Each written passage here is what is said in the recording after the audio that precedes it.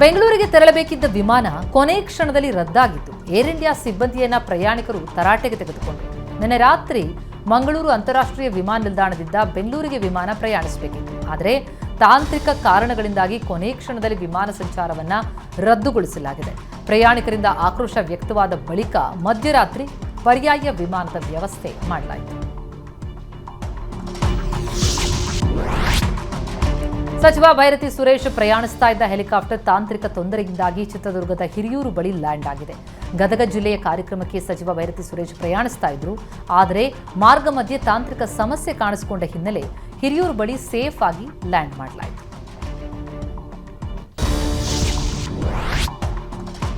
ಅಂಗಡಿ ಮುಂಗಟ್ಟುಗಳಲ್ಲಿ ಕನ್ನಡ ನಾಮಫಲಕ ಕಡ್ಡಾಯಕ್ಕೆ ಕನ್ನಡ ಸಂಘಟನೆಗಳು ಆಗ್ರಹಿಸಿದ್ದು ಎಂದು ಬಿಬಿಎಂಪಿ ಮುಖ್ಯ ಆಯುಕ್ತರ ಜೊತೆ ಸಭೆ ನಡೆಸಲಾಗಿದೆ. ಕರವೇ ಅಧ್ಯಕ್ಷ ನಾರಾಯಣಗೌಡರ ನೇತೃತ್ವದಲ್ಲಿ ಸಭೆ ನಡೆಯಿತು. ಕನ್ನಡ ನಾಮಫಲಕ ಅಳವಡಿಸುವ ಆದೇಶವಿದ್ರೂ ಅದು ಪಾಲನೆಯಾಗ್ತಿಲ್ಲ. ಕನ್ನಡ ನಾಮಫಲಕ ಅಳವಡಿಸಿದ್ದನ್ನು ಪ್ರಶ್ನಿಸಿದ್ದಕ್ಕೆ ಕೆಲ ಮಾಲ್ ಮಾಲೀಕರು ಕೋರ್ಟ್ ಮೆಟ್ಟಿಲೇರಿದ್ದಾರೆ. ಹೀಗಾಗಿ ಮುಂದಿನ ನಡೆ ಕುರಿತು ಬಿಬಿಎಂಪಿ ಆಯುಕ್ತ ತುಷಾರ್ ಗಿರಿನಾಥ್ ಜೊತೆ ಕನ್ನಡ ಸಂಘಟನೆಗಳು ಸಭೆ ನಡೆಸಿವೆ. ಕೊರೋನಾ ಸೋಂಕಿನ ಪ್ರಕರಣಗಳು ದಿನೇ ದಿನೇ ಹೆಚ್ಚಾಗ್ತಾ ಇದ್ದು ಆರೋಗ್ಯ ಇಲಾಖೆಗೆ ಶಾಲಾ ಮಕ್ಕಳದ್ದೇ ಟೆನ್ಷನ್. ಮಕ್ಕಳ ಆರೋಗ್ಯದ ಬಗ್ಗೆ ಅಧಿಕಾರಿಗಳು ತಲೆ ಕೆಡಿಸಿಕೊಂಡಿದ್ದು ಟಫ್ ರೂಲ್ಸ್ ಜಾರಿಗೊಳಿಸುವ ಬಗ್ಗೆ ಚಿಂತನೆ ನಡೆಸ್ತಾ ಇದ್ದಾರೆ. ಈಗಾಗಲೇ ಕೆಲ ಖಾಸಗಿ ಶಾಲೆಗಳಲ್ಲಿ ಪ್ರತ್ಯೇಕ ಗೈಡ್ಲೈನ್ ಬಿಡುಗಡೆಯಾಗಿದೆ. ಮುಂದಿನ ವಾರ ತಾಂತ್ರಿಕ ಸಲಹಾ ಸಮಿತಿ ಸಭೆ ಇದ್ದು ಶಾಲೆಯಲ್ಲಿ ಕಠಿಣ ನಿಯಮ ಜಾರಿಗೊಳಿಸುವ ಬಗ್ಗೆ ಆರೋಗ್ಯ ಇಲಾಖೆ ಕಮಿಷನರ್ ರಣದೀಪ್ ಪ್ರಸ್ತಾಪ ಮಾಡಲಿದ್ದಾರೆ. JN1 ಉಪತಳಿ ವೇಗವಾಗಿ ಹರಡ್ತಾ ಇದ್ದು ಮತ್ತೆ ಆನ್ಲೈನ್ ಶಿಕ್ಷಣ ಪದ್ಧತಿ ಮರುಕಳಿಸುತ್ತಾ ಎನ್ನುವ ಚರ್ಚೆ ಜೋರಾಗಿದೆ. ಚಿತ್ರದುರ್ಗ ನಗರದ ಒನಕೆ ಓಬವ್ವ ವೃತ್ತದಲ್ಲಿ ಬಸವಣ್ಣನ ಪುತ್ಥಳಿ ಅನಾವರಣಕ್ಕೆ ಮುಂದಾಗಿರುವುದು ವಿವಾದಕ್ಕೆ ಕಾರಣ ಆಗಿದೆ. ವೀರಶೈವ ಮುಖಂಡರು ರಾತ್ರೋರಾತ್ರಿ ಪುತ್ಥಳಿ ಅನಾವರಣಕ್ಕೆ ಮುಂದಾಗಿದ್ರು.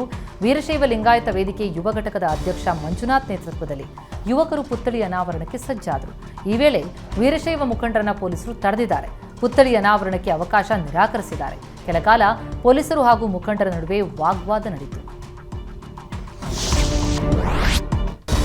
ಮೈಸೂರಿನ ನಂಜನಗೂಡಿನಲ್ಲಿ 2 ವರ್ಷದ ಹೆಣ್ಣು ಚಿರತೆ ಬೋನಿಗೆ ಬಿದ್ದಿದೆ. ಜಾನುವಾರು, ಮೇಕೆ, ಕುರಿಗಳ ಮೇಲೆ ದಾಳಿ ಮಾಡಿ ಚಿರತೆ ಆತಂಕ ಮೂಡಿಸಿತ್ತು. ಚಿರತೆಯ ಚಲನವಲನ ಗಮನಿಸಿ ಅರಣ್ಯಾಧಿಕಾರಿಗಳು ಬೋನ್ ಅಳವಡಿಸಿದ್ರು. ಕೊನೆಗೂ ಚಿರತೆ ಬೋನಿಗೆ ಬಿದ್ದಿದೆ. ಬಂಡೀಪುರದ ಮದ್ದೂರು ವಲಯದ ಅರಣ್ಯಕ್ಕೆ ಚಿರತೆಯನ್ನ ಸ್ಥಳಾಂತರಿಸಲಾಗಿದೆ. ನೀವು ಪೋಷಕರಾಗಲು ಕಾಯುತ್ತಿದ್ದೀರಾ? ಚಿಂತಿಸದಿರಿ. ಓಯಾಸಿಸ್ ಫರ್ಟಿಲಿಟಿ 90,000 ದಂಪತಿಗಳ ಜೀವನದಲ್ಲಿ ಸಂತೋಷವನ್ನು ತಂದಿದೆ. 7825893601ಗೆ ಕರೆ ಮಾಡಿ. ಅತ್ಯದ್ಭುತ ರಿಯಾಯಿತಿ ಪಡೆಯಿರಿ ಹಾಗೂ ಎಲ್ಲರಿಗೂ ಗುಡ್ ನ್ಯೂಸ್ ಕೊಡಿ. ಸಾಲು ರಜೆ ಹಿನ್ನೆಲೆ ಬೆಂಗಳೂರಿಗರು ಬ್ಯಾಕ್ ಮಾಡಿ ಊರಿನತ್ತ ತೆರಳುತ್ತಾ ಇದ್ದಾರೆ. ಪ್ರಯಾಣಿಕರ ಸಂಖ್ಯೆ ಹೆಚ್ಚಳವಾಗಿದ್ದು ಬಸ್ಗಳ ಕೊರತೆಯಾಗಿದೆ. ಹೀಗಾಗಿ ಕೆಎಸ್ಆರ್ಟಿಸಿ ನಿಗಮ ಬಿಎಂಟಿಸಿ ಬಸ್ಗಳನ್ನು ಬಳಸಿಕೊಳ್ತಾ ಇದೆ. ಪ್ರಯಾಣಿಕರ ಅನುಕೂಲಕ್ಕಾಗಿ ಬಿಎಂಟಿಸಿ ಬಸ್ಗಳು ಜಿಲ್ಲೆಗಳಿಗೆ ಸಂಚರಿಸ್ತಾ ಇವೆ. ಹಾಸನಕ್ಕೆ ತೆರಳುವ ಪ್ರಯಾಣಿಕರಿಗೆ ಬಿಎಂಟಿಸಿ ಬಸ್ ಮೂಲಕ ಸೇವೆ ಒದಗಿಸಲಾಗ್ತಾ ಇದೆ. ಬೆಂಗಳೂರಿನ ಅಫೋನಿಕ್ಸ್ ಅಕಾಡೆಮಿ ಗೀತಾ ಜಯಂತಿ ಮತ್ತು ವೈಕುಂಠ ಏಕಾದಶಿ ಸಲುವಾಗಿ 10,000 ಭಗವದ್ಗೀತೆ ಸಾರದ ಪುಸ್ತಕಗಳನ್ನು ವಿತರಿಸ್ತಾ ಇದೆ. ಜೀವನದಲ್ಲಿ ಸವಾಲುಗಳನ್ನು ಎದುರಿಸಲು ವ್ಯಕ್ತಿಗಳಿಗೆ ಸ್ಫೂರ್ತಿ, ಮಾರ್ಗದರ್ಶನ ಮತ್ತು ಸಾಂತ್ವನ ನೀಡುವ ಉದ್ದೇಶದಿಂದ ಈ ಪುಸ್ತಕವನ್ನು ವಿತರಿಸ್ತಾ ಇದೆ. ಅಫೋನಿಕ್ಸ್ ಜನರ ಆಧ್ಯಾತ್ಮಿಕ ಮತ್ತು ಭಾವನಾತ್ಮಕ ಯೋಗಕ್ಷೇಮದ ಪ್ರಗತಿಯ ಸಲುವಾಗಿ ಪುಸ್ತಕಗಳನ್ನು ವಿತರಿಸಿದ್ದು, ಮೊದಲ ಹಂತವಾಗಿ ಇಂದು ಉದ್ಯೋಗಿಗಳಿಗೆ ಗೀತಾ ಸಾರ ಪುಸ್ತಕವನ್ನು ಹಂಚಲಾಯಿತು.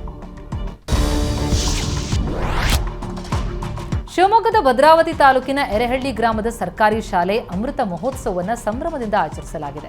ಹಳೆ ವಿದ್ಯಾರ್ಥಿಗಳ ಸ್ನೇಹ ಸಮ್ಮೇಳನ ಕಾರ್ಯಕ್ರಮ ಮಡಿಕೆಗೆ ಭತ್ತದ ತೆನೆ ಸುರಿಯುವ ಮೂಲಕ ಉದ್ಘಾಟನೆಯಾಯಿತು. ಪ್ರಾಥಮಿಕ ಮತ್ತು ಪ್ರೌಢಶಿಕ್ಷಣ ಸಚಿವ ಮಧು ಬಂಗಾರಪ್ಪ ಕಾರ್ಯಕ್ರಮ ಉದ್ಘಾಟಿಸಿದರು. ಸಂಸದ BY ರಾಘವೇಂದ್ರ ಮಾತನಾಡಿ, ಸಾಕಷ್ಟು ಸರ್ಕಾರಿ ಶಾಲೆಗಳಲ್ಲಿ ಮೂಲ ಸೌಕರ್ಯ ಇಲ್ಲ. ಈ ಸಮಸ್ಯೆಯನ್ನ ಹೋಗಲಾಡಿಸುವುದಕ್ಕೆ ನಾವೆಲ್ಲರೂ ಪಕ್ಷಭೇದ ಮರೆತು ಕೆಲಸ ಮಾಡ್ತೇವೆ ಎಂದರು. ಸಮಾರಂಭದಲ್ಲಿ ಭದ್ರಾವತಿ ಶಾಸಕ BK ಸಂಗಮೇಶ ಸೇರಿ ಹಲವು ಗಣ್ಯರು ಭಾಗಿಯಾಗಿದ್ದರು.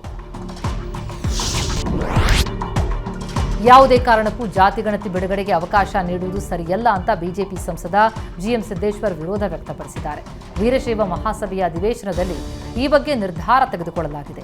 ಈಗ ಬಿಡುಗಡೆಯಾಗ್ತಿರುವ ಜಾತಿಗಣತಿಯಲ್ಲಿ ವೀರಶೈವ ಲಿಂಗಾಯತರ ಸಂಖ್ಯೆಯನ್ನು ಕಡಿಮೆ ತೋರಿಸಲಾಗಿದೆ. ರಾಜ್ಯದಲ್ಲಿ ವೀರಶೈವ ಲಿಂಗಾಯತರು 2 ಕೋಟಿ ಮಂದಿ ಇದ್ದಾರೆ. ವೈಜ್ಞಾನಿಕವಾಗಿ ಮರು ಸಮೀಕ್ಷೆಯಾಗಬೇಕು ಅಂತ ಸಂಸದ GM ಸಿದ್ದೇಶ್ವರ್ ಆಗ್ರಹಿಸಿದ್ದಾರೆ. ಬಿಜೆಪಿ ನೂತನ ಪ್ರಧಾನ ಕಾರ್ಯದರ್ಶಿಯಾಗಿ ನೇಮಕಗೊಂಡ P. ರಾಜೀವ್ ಏಷ್ಯಾನೆಟ್ ಸುವರ್ಣ ನ್ಯೂಸ್ಗೆ ಪ್ರತಿಕ್ರಿಯಿಸಿದ್ದು, ಪಕ್ಷ ಮಹತ್ತರವಾದ ಜವಾಬ್ದಾರಿ ಕೊಟ್ಟಿದೆ. ಪಕ್ಷವನ್ನ ರಾಷ್ಟ್ರೀಯ ವಿಚಾರಧಾರೆಯಡಿಯಲ್ಲೇ ಸಂಘಟನೆ ಮಾಡ್ತೀವಿ. ಬಿಜೆಪಿ ಸಿದ್ಧಾಂತದ ಪಾರ್ಟಿ, ರಾಷ್ಟ್ರೀಯತೆಯೇ ಒಂದು ಬಣ. ಪಕ್ಷದಲ್ಲಿ ಬೇರೆ ಯಾವುದೇ ಬಣ ಇಲ್ಲ. ಲೋಕಸಭಾ ಚುನಾವಣೆಗೆ ಎಲ್ಲರನ್ನೂ ಒಟ್ಟಿಗೆ ತೆಗೆದುಕೊಂಡು ಹೋಗ್ತೀವಿ. ವಿಶ್ವಾಸದ ಮೇಲೆ ಎಲ್ಲರನ್ನ ಒಗ್ಗೂಡಿಸ್ತೀವಿ ಅಂತ ಪಿ ರಾಜೀವ್ ತಿಳಿಸಿದ್ದಾರೆ.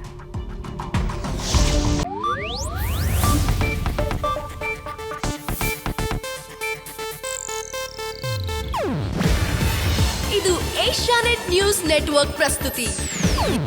ನೀವು ನೋಡ್ತಿದ್ದೀರಾ ಏಷ್ಯಾನೆಟ್ ಸುವರ್ಣ ನ್ಯೂಸ್.